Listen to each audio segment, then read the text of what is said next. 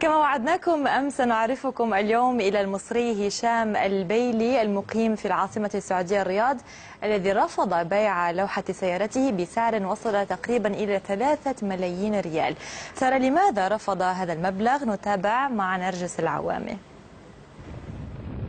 قد لا يصدق الكثير هذه القصة، ولكنها الحقيقة. فسيل طلبات الشراء لا يتوقف للوحة المميزة الأرقام، فشغف التميز جعلها تصل إلى 3 ملايين ريال سعودي، ولكنها ليست للبيع إطلاقا رغم ضخامة المبلغ المقدم، والأسباب نفسية وعاطفية. لو جابت 10 مليون مش هبيعها والله العظيم.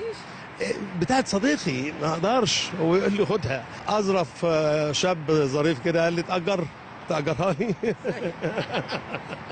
عايز يمشي بيها كده رقم واحد وخلاص.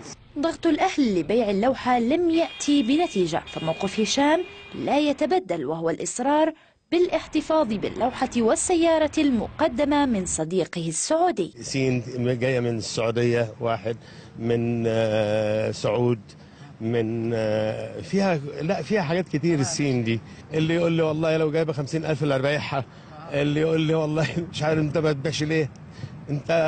اقول لهم لا، استحاله طبعا. يعني الاولاد بقى على طول لما يكونوا معايا ويقولوا بيع وبيع بيع بيع يا بابا، بيع يا بابا.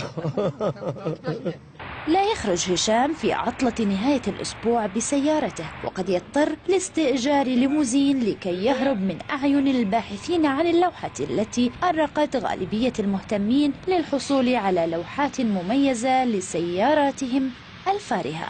من الرياض، نرجس العوامي، MBC.